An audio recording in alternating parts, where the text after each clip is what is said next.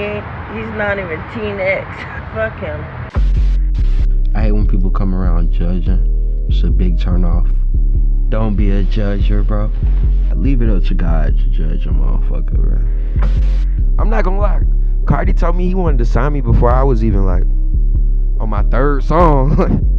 I played him like one song and like showed him my Instagram and he was like, bro, I want to sign you.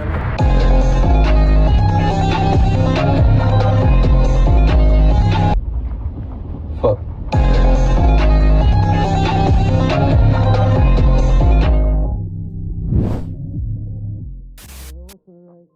Kenyatta Lee Frazier was born in Atlanta, Georgia on April 11, 2000. He grew up in the Atlanta music scene, but he has not shared much of his personal life growing up. Oh, I slapped my teacher when I was 10.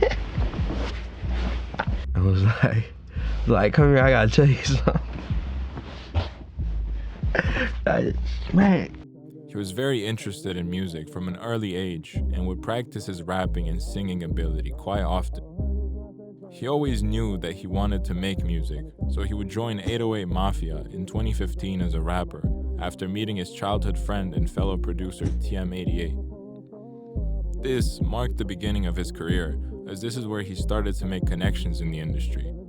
Despite joining in 2015, he would only publicize his music on SoundCloud in 2017.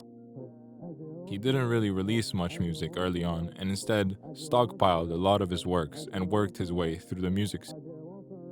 He would work with TM88 for years, making his own beats every now and then, until a year later in 2018, he would end up talking to Playboi Carti, who saw potential in him and encouraged him to share his music. This was out of the ordinary, as Ken hadn't even tried to make a name for himself online. This told him that he could actually give his all to this music career he always dreamed about. This motivated him to go even harder until in 2019, he would officially sign to Opium Records, Playboi Carti's secret label at the time, which would gain worldwide recognition later on. Ken was finally on his way to start sharing the music he had been keeping in the vault for years now. In an interview with Our Generation Music, he would say that he took inspiration from Ken from Barbie, releasing his first EP in 2020 titled Boy Barbie. He would follow up shortly after with another EP titled Teen X. This project contained his biggest song to date, Yale, generating millions of streams. The project would also lead him to adopt the nickname Teen X, later being updated to X-Man. The letter X would become an integral part of his image and career, always showcasing some type of imagery with the letter in his outfits and his songs. Tell me what you're wearing. This is my merch. Okay. What is it? X-Man merch. Javinci shirt, under the merch. Rick Owens jeans, Rick Owens shoes. Yeah, it looks crazy, bro. Let me see the jewelry. Crazy. He finally showed his true sound, or at least his true sound from when the songs were recorded. This would motivate him to spend the quarantine of 2020 writing and recording music daily, making multiple songs a day. A lot of these songs would end up being released on SoundCloud under the Lost Files series of mixtapes. However, he made so much music every day that he had enough songs to release his third EP, Teen X Relapsed, featuring the standout song High as Shit. His work ethic was unlike anything around him at the time, always having something to give to the fans. On July 23rd, 2021, Ken Carson would release his debut album, Project X. It would become a major success with songs like Rock and Roll and Run Plus Ran. It encapsulated a very melodic sound filled with lyrics about drugs and the fast life you always see on social media. He would start to grow a proper social media following of his own because of this project. More and more people had their eyes on Ken, whether it was fans, other artists, or A&Rs. Word about Ken Carson would get to Interscope Records in 2022, and he would sign to them shortly after.